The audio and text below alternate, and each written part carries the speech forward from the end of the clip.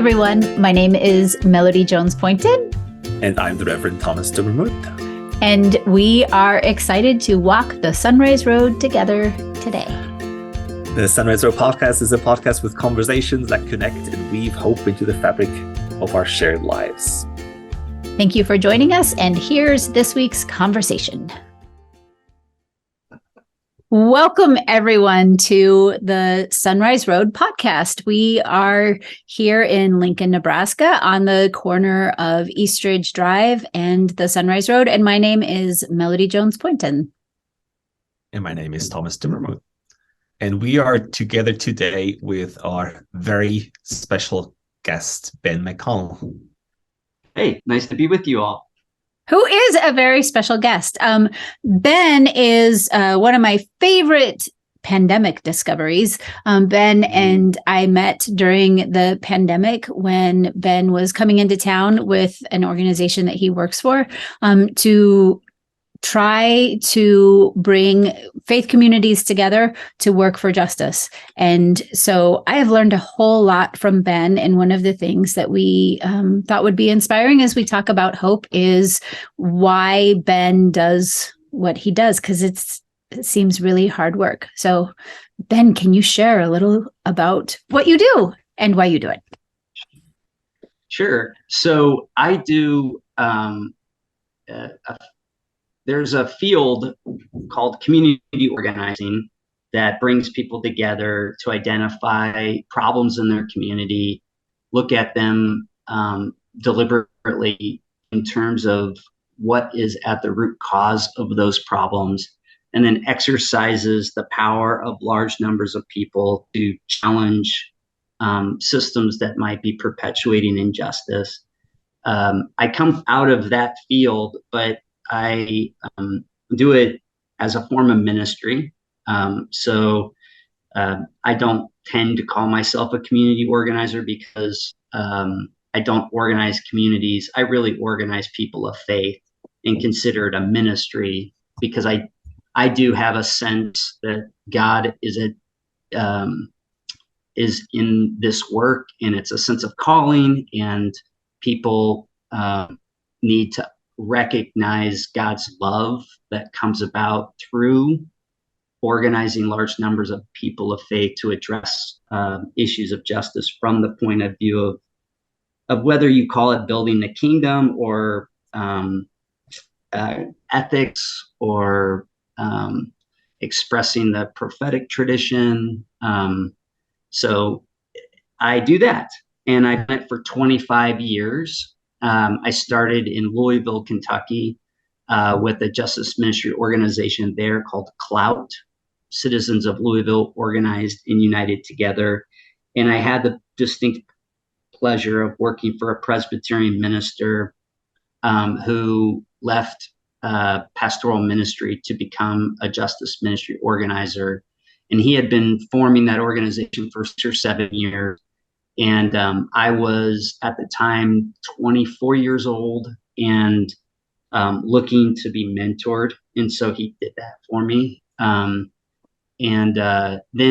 I fell in love with a woman from Kansas, and she had followed me around for a while and wanted to go home. She was a returned Peace Corps volunteer and also had gone through the Church of the Brethren volunteer service where we met. And so she had done 2 stints overseas and then followed me around before I became a justice ministry organizer, and then followed me to Louisville. And so in exchange of following me around for 3 years while we were falling in love, and she got the rest of my life in Kansas. So I moved to Lawrence in 2000, and for a long period of time, I wanted to encourage other people to consider this as a professional career that they could go into, and to make it less ragtag and shoestring, and really think about how to professionalize it as a form of ministry. So I worked for a national organization that builds congregation-based community groups for about 12 years, assisting them in hiring and developing and onboarding new justice ministry organizers. And then I kind of got sick and tired of what I was seeing in my own community, because I was like a commuter, basically talking to all of these young people to get into this field. In my own community, there wasn't such a vehicle. And so I left national idea of mentoring new organizers and became back into the field of justice ministry, and formed a group in Topeka first, and then another organization in Lawrence called Justice Matters. And I was the lead organizer for that for 7 years. And then Bishop Sines, the United Methodist Plains States Conference bishop, caught wind of some of our work that we were doing and wanted to see it expand. And so right around 2019, 2020, I started phasing out of just being a local organizer in Lawrence and starting to build justice ministry organizations throughout the Plains states. So built a group in Johnson County called the Good Faith Network, one in Wyandotte County or Kansas City, Kansas, called Churches United for Justice. Then Lincoln, Nebraska, Justice in Action, where I had the pleasure of meeting you both. And we're building another organization in Wichita right now. So 5 organizations in Kansas and 1 in Nebraska. So this is what, when you and I met, you reached out by email. And I did. I think so. And okay. And I responded and said, you're talking to the wrong person, because it's really Thomas who does a lot of this in our community. And then I happened to go to a meeting, and one of the things that had happened here in our Eastridge community is that we had been talking about something called the Matthew 25 initiative. That's a PCUSA, like how, trying to address some of these issues. And we had talked about justice being something that like we couldn't really, like, how do you do justice? How do you do that? And then I was really excited about it because I went to a meeting with other pastors in town. And I thought, like this, there seems to be something that we actually can do. And so it took away from me that idea of like, I don't even know where to start to, well, here's a starting place. So in that, I suppose my question is, how do you get that? Like, what is justice? Like, how do you do justice? What does it mean to do justice? Because I think a lot of us want to do justice, and we see injustice, and we know it's not right. But how do you do justice? So, first, I think the first way to do justice is, everything is, all that we do in this life is where's the intention? What's the deliberate nature of the way we approach things? And so my understanding is that the church, synagogue, mosque on the corner recognizes that in addition to developing people's spiritual life, it has a responsibility to understand what's going on in their community and how to alleviate suffering. And so once we sort of lean into that, I think most of the time where I understand how to do justice is to recognize the contrast to mercy, providing direct service to people that are in crisis.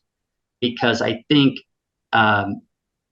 most churches haphazardly think, okay, we have poverty, we have discrimination, we have racism, we have suffering, and what's the most simplest way to participate in healing the world?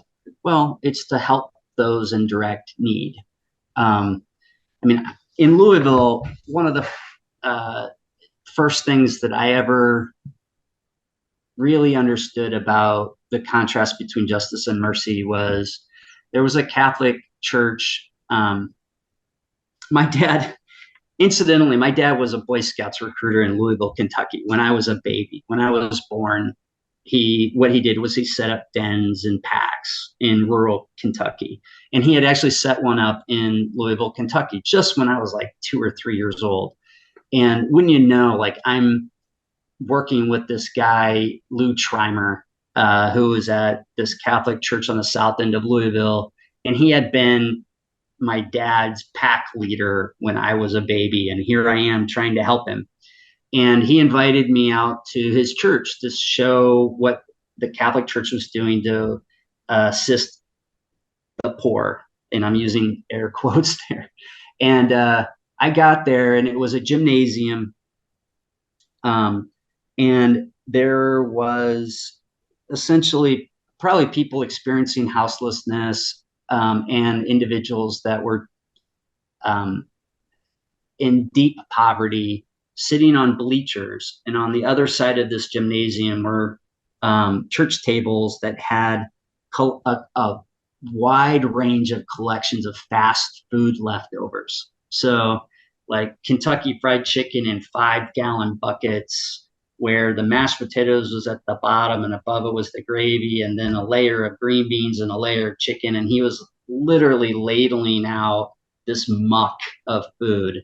And they blew a whistle to let people know they could come across the gym and help themselves to the food that was left over that they collected from a various set of fast food restaurants.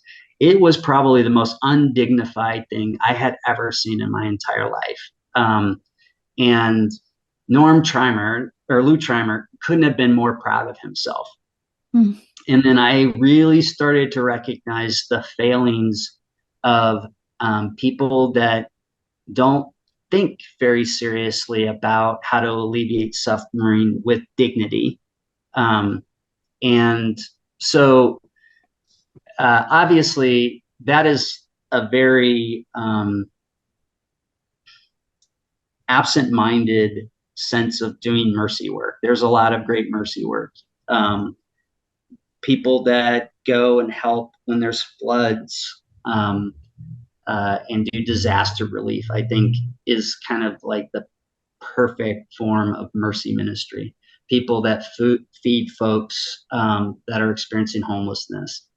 However, I also just realized when I started to be mentored by Robert Owens, Presbyterian minister in Louisville, Kentucky, that there are significant systems that we interplay with every day that perpetuate that human suffering, to which the needs that we're trying to serve with our mercy ministries are just drops in the bucket. And he kind of gave me a crash course into all of that. And so one way to answer your question is, I think you've just got to, number one, recognize that we as people of faith have a responsibility in the four walls of our church. It's almost cliche, but we do. There is no faith that I'm aware of that doesn't recognize the world that we live in is not there's a difference between the world that we should have and the world that it is. And we should be moving towards the world that we want to see. I just think I had the privilege of meeting some folks that could differentiate between mercy, and started to identify that there's these systems that are making large decisions that impact us all. And that then if you go beyond that towards doing justice, you can recognize in a democratic society, people have power to influence those decisions if they so choose to do that. And so for me, the whole idea of justice ministry is living into understanding God's love is not just simply for those in pews on Sunday, it's for the world. And then in that world, mercy ministry can aid suffering, but going further upstream and recognizing that there are systems at play requires justice. That is doing justice. and then building relationships so that we can collectively call for that world to be put into place here in this time. That is doing justice. So that's my kind of, and that whole thing that I just shared with you is like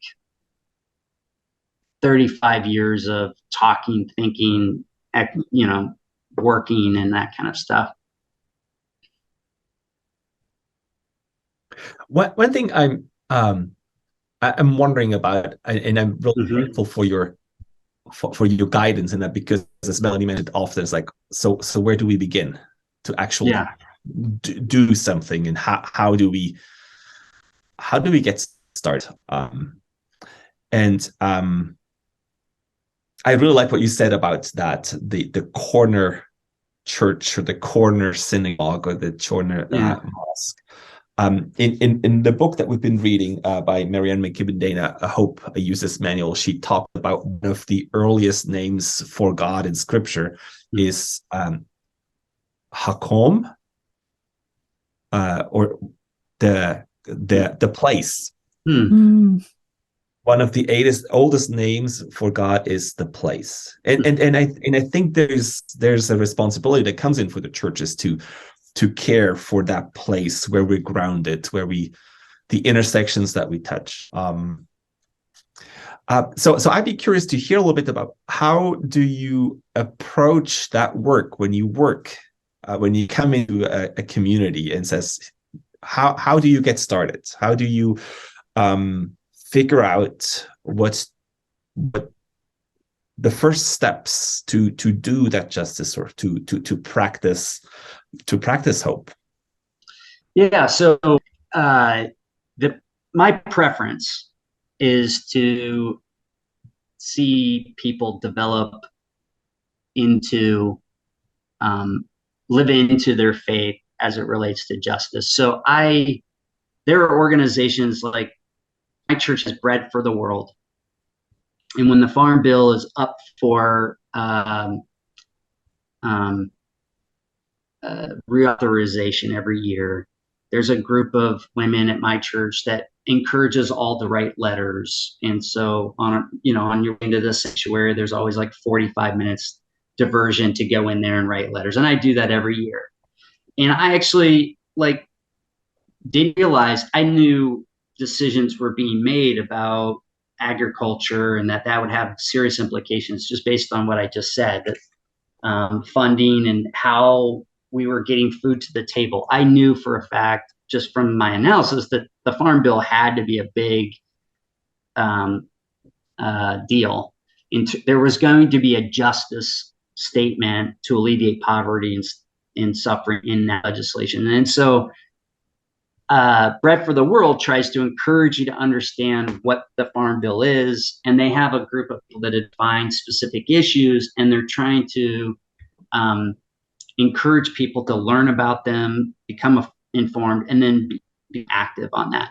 That is a conventional way of doing justice. It's more issue-driven, and then it's about kind of collecting people to assist you in that.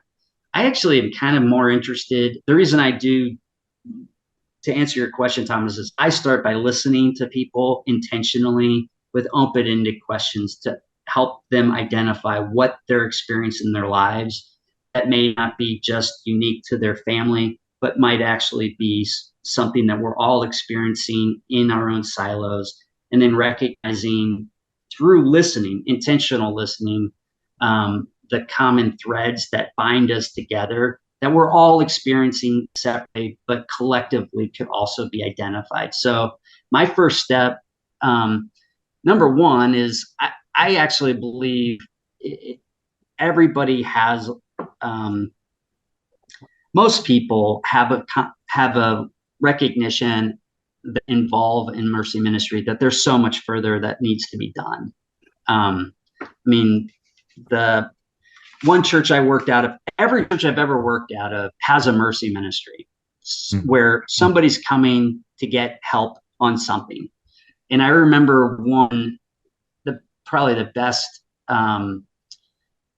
definitive kind of example of this is I was in a Methodist church in Louisville where our office was located, and they just started to provide lunch bags at like noon on a Tuesday. And within 6 months, it was lunch bags every day with lines around the corner. And I just remember asking the pastor how that was going, and she telling me it's great, it's growing every day, right? And me thinking, wow, that's really weird that we're sitting here noticing that there's a need that is ever growing.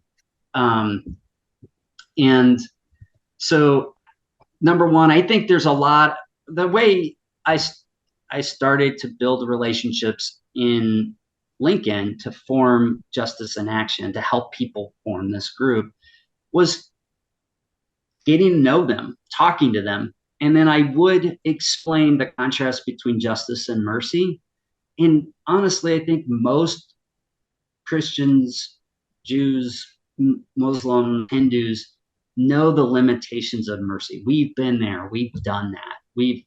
So it's not like a significant leap for them to start imagining, yeah, you're right. There's a lot of injustices and we need to kind of go upstream. But what I don't do is tell them what it is that I think from my, demographic research, this is the issue we need to work on. We just start putting people in a room talking to each other. So what I'm realizing now is that I fell into sort of your target. I'm just like everybody else, because as a pastor, I have been involved in mercy ministries, like you said, in every church, in most churches that has something to do with food. In this particular community at Eastridge, it definitely has a lot to do with food. And we have a lot of other ministries. We're part of Faith Partners. We do a lot of things. But it did always seem overwhelming to me to do justice. And I've told you this before, and I've mentioned this any number of times, but this will be on record that I've never been one to take my justice actions and go down to the state capitol or the courthouse or the city hall and put on my clergy collar and say this, we need to do better. I just always felt like that one little voice. I was like, is that really going to do anything? And I have often admired my colleagues who have felt like their voice was making a difference. I just never felt like my voice there was really making that difference. So then I don't know if it was in conversations with you or conversations with this great, I have to say this group of folks that has come together to work on these justice issues it's super fun and inspiring to be a part of them and to meet them and to become friends, because we're all clergy here in Lincoln. Mm-hmm. But the thing that I shared, I think in last May at our citywide Bible study, was that I think through our conversations, I became very clear that the growth of our food pantry was not something that I was any longer proud of. Mm-hmm. I'm proud of our congregation. I'm proud of our community. I'm proud of the partnerships that we've built. And I'm proud of our resolution to say hunger is just not acceptable for us. And one of the things we need to do is feed the hungry people, because there are hungry people. Yeah. But what else can we do collectively as a group to say those numbers should be going down, not up? We should have less hungry people because of our efforts, not more hungry people. And by the way, those hungry people have been in my life, me, whether I was between jobs or I just moved or I just, whatever it was, I was a student and didn't have a lot of resources or whatever it was. I was at one time hungry. And it could be anybody who's hungry. So how do you reconcile that without being overwhelmed?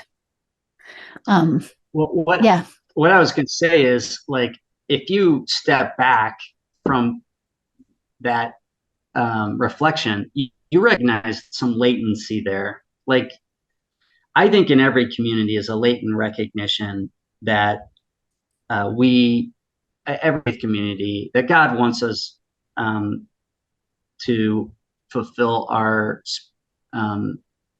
spiritual to develop spiritually, and then also to be an agent of love in the world. I mean, I know that sounds like cliche, but I think that's pretty much the great commandment, as Jesus would suggest it, that's just the way it is. Like, love God, all your heart, all your mind, love your neighbor as yourself. I mean, that's so inside you was kind of just like, hey, I know I'm supposed to do justice. I don't think it works.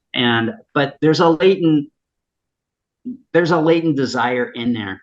And then what I have available to assist people with is stories of people coming together and actually doing that which is latent inside you and applying themselves and it producing results. And so I'm not like some magician. It's just like once you apply yourself, you do that. Like, once you meet a guy, you go, I can never build my own house. And you meet a guy that could help you build that house. And then lo and behold, you're laying a foundation, right, with a bunch of friends. And that's kind of that's all I'm doing here. And I do think that, I mean, in terms of hope, like recognizing the latent desires to be agents of love in this community, in this world where you are placed, Thomas. We call that blooming where you're planted, knowing where you're planted and blooming there. And knowing that that's happening, and then coming across somebody who's going to help you sort of with the nuts and bolts of it, and just help kind of tell you some stories that give you examples of achievement. That is that gives hope, right? That gives that latent emotion a sense that there is something that can be done. And I've experienced that a ton of times.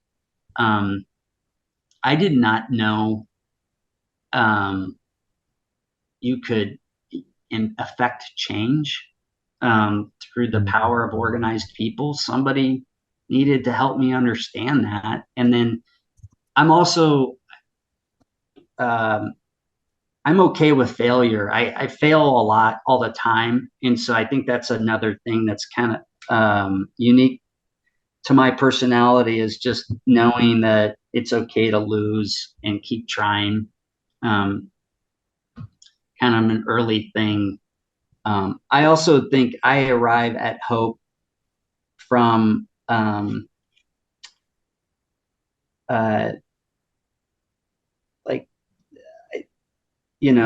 work begets inspiration. And I feel like if I wake up in the morning and go back in there, even no matter what happened the day before, I will eventually kind of have a sense of hope that anything's possible to be changed.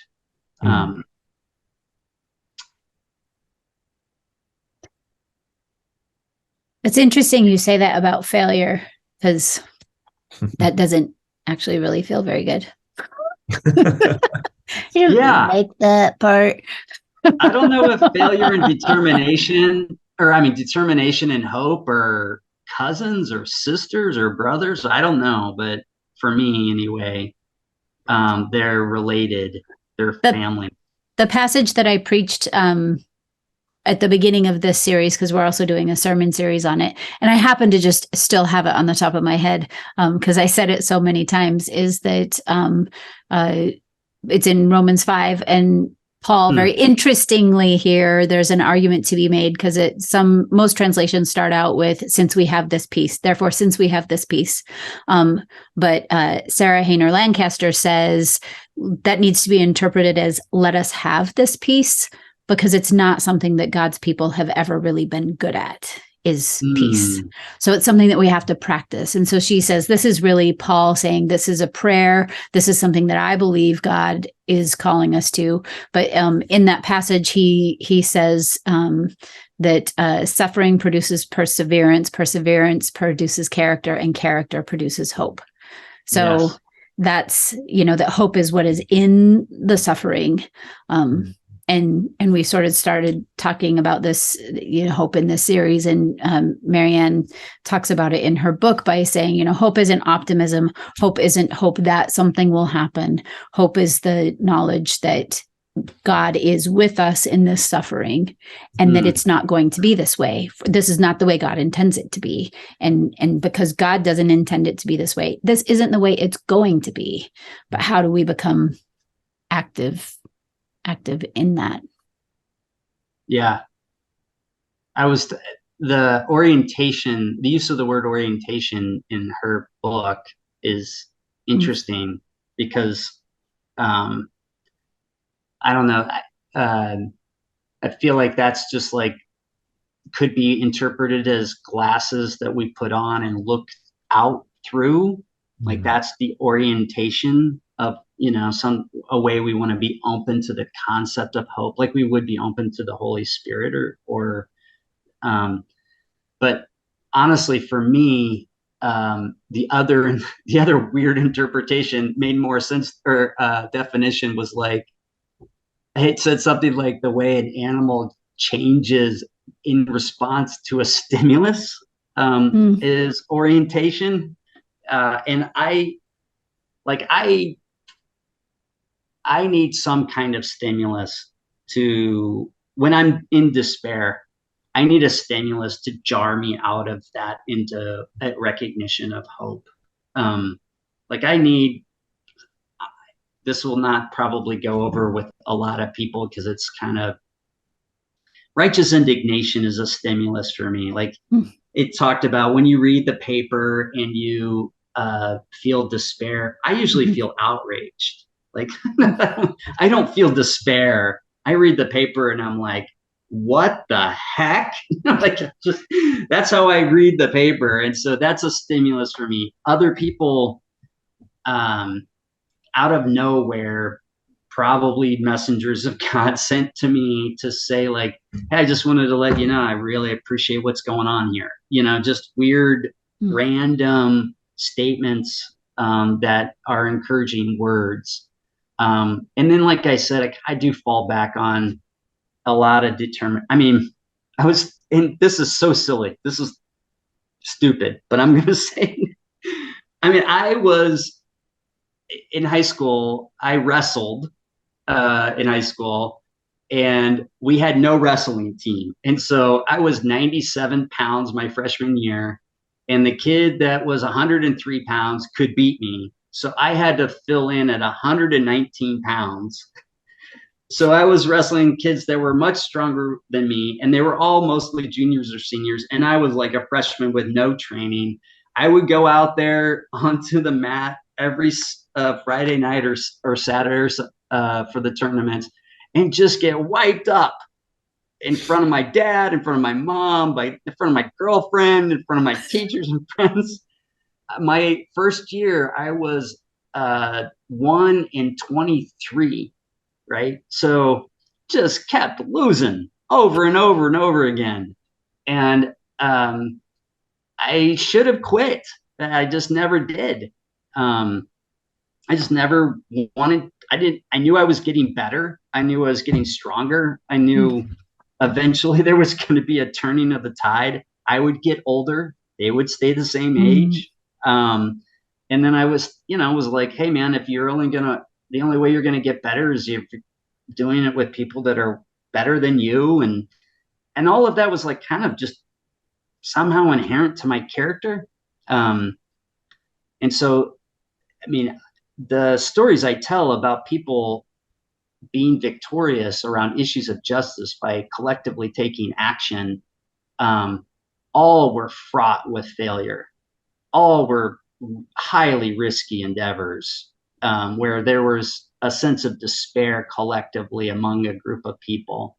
And then a determination mixed with indignation. And in our work, I started to have, that was the stimulus that created my orientation for hope. Now we can win. We can win. So. I find that really inspiring because yes, the understanding of hope that leaves room for failure, or actually almost anticipates it, that it's part of that hopeful journey, that fail is part of that. Because I think that the way I've learned talking about hope, or grew up talking about hope at home, it's either like, I hope it's going to work, Yeah. or it didn't work, and then that's the end of the thing. So it's kind of like this, that it was not part of that movement, and that's what I hear you talk about, is that the moving forward in that, and the orientation. Yeah. Now I am curious about how you do keep going. And I was it caught my attention, this quote by Miguel de la Torre, which we already mentioned in a prior episode, and Marianne talks about it in this book. This quote that the powers are always 10 steps ahead of those who do justice work. And first of all, is that an experience that you share, and how do you keep on going in that situation? Yes, that is true.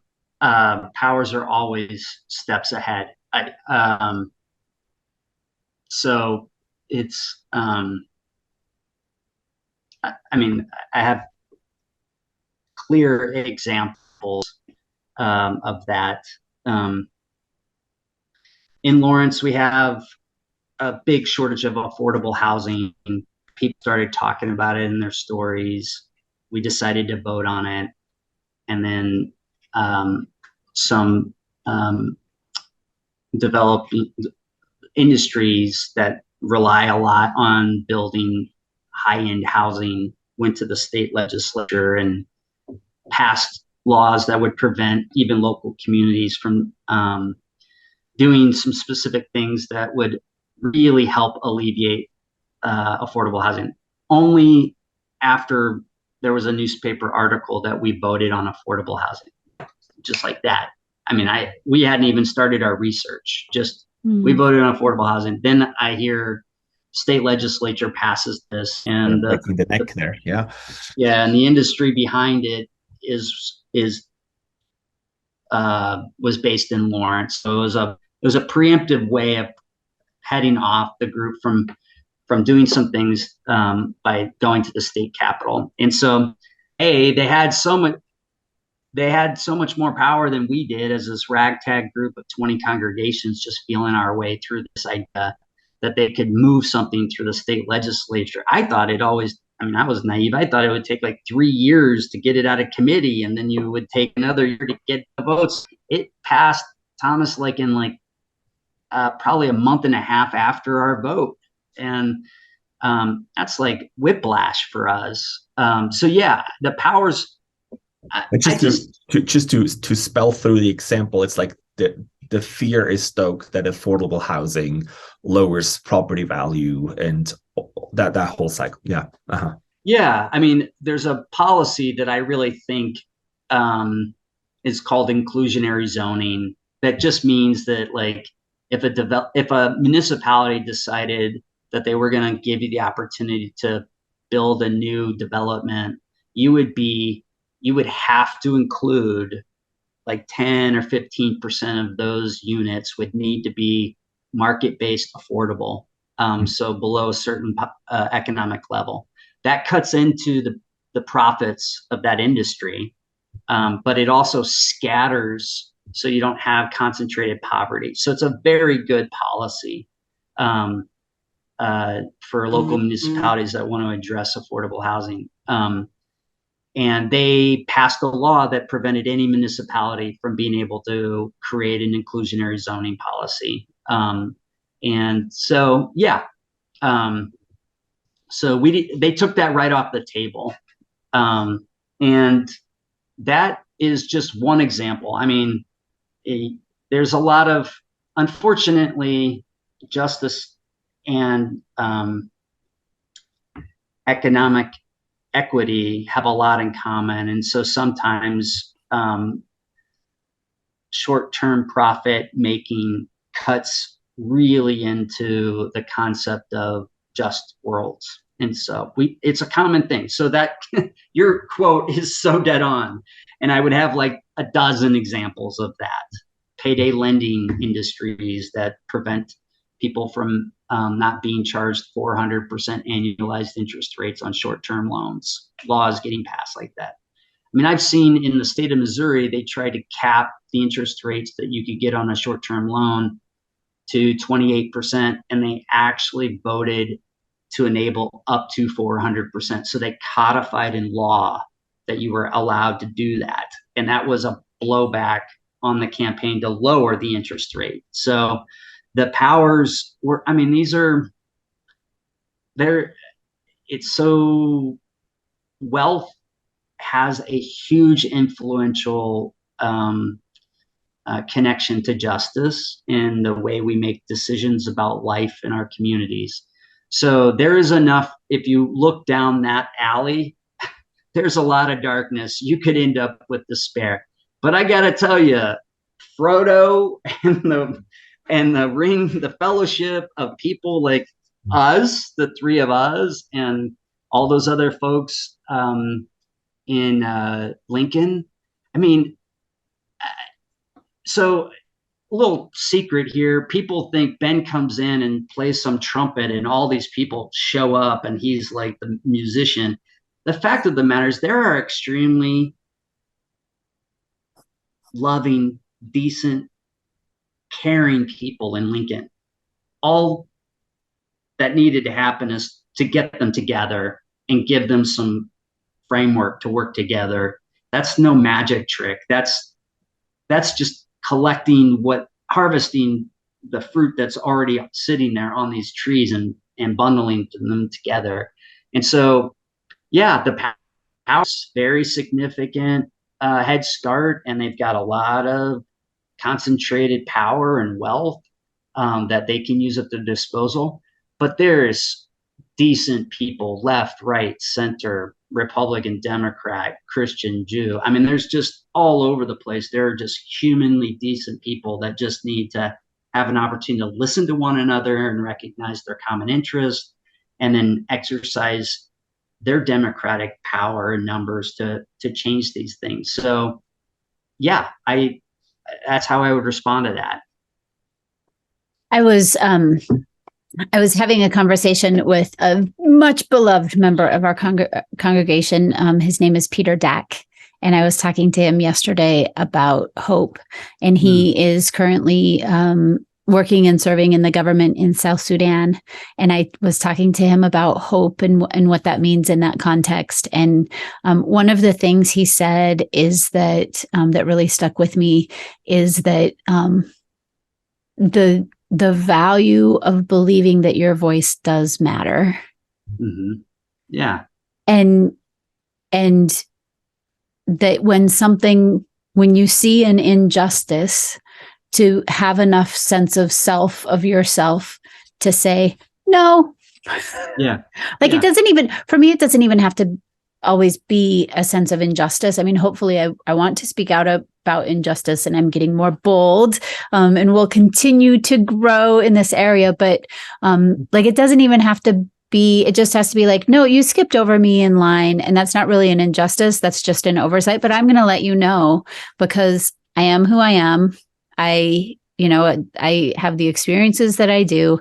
Yes, I come from some amount of privilege that I inherited based on my skin color and, all of those things that allows me to have enough sense of self to say, no, you skipped over me. Let's go back. So how can we, one of the things we're talking about is how can we share that so that people together say, no, we're not doing this.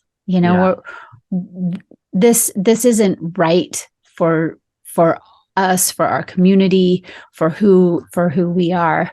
And that's where I think a lot of hope comes from, is just looking and saying, there's this great line, and I keep quoting it. I'm going to keep quoting it from one of my favorite Christian bands, happens to be from Northern Ireland, from Bangor Run Collective, and they say, we were made for so much more than this. Mm-hmm. Like, how many people can say that, and how do we right these injustices? So, And I don't also, know. we have to recognize that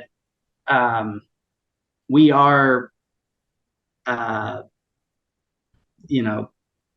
tea bags floating in an ocean, trying to change the culture around us by ourselves, and we will inevitably fail if we do it alone. Like, that's all we are.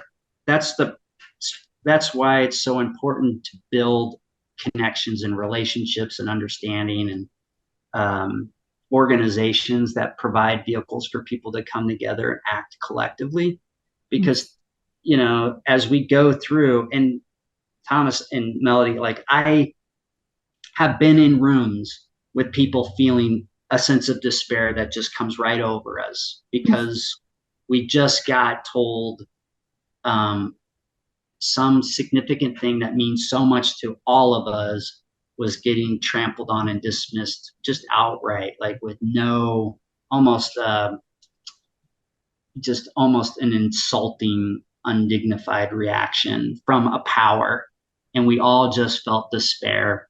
And when that's happened to me, all I know is that if we just start thinking about what we can do in those moments, then one person begins chiming in, the next person starts chiming in, and then the tide just starts flipping. And that's why I think, like, work begets inspiration. When I am hopeless, I know I need to get to work, because even if it's just like cleaning my desk, even if it's answering my email, even if it's talking to somebody, I just know in all of that will arrive at some change in the way I am oriented towards this moment in time. So I think we need to work together. We need to support one another. We need to recognize when someone's drifting off by themselves and feeling hopeless. I think we need to connect. It's okay to feel shared helplessness. I also think if we're feeling it, we need to reach out, connect, and then also just start getting out of bed, going and doing something.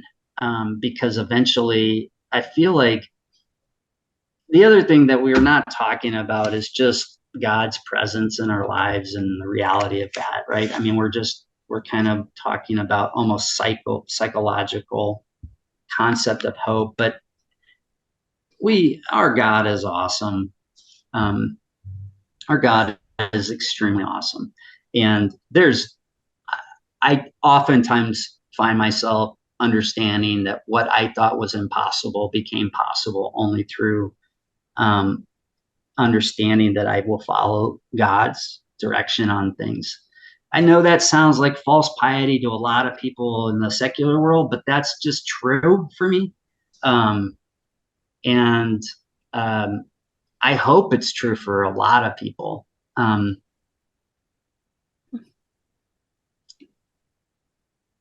Yeah. Well, thank you. I appreciate it. Yeah. Thanks for taking the time. We My really pleasure. appreciate you journeying with us on the Sunrise Road. It was great. Good to see you both.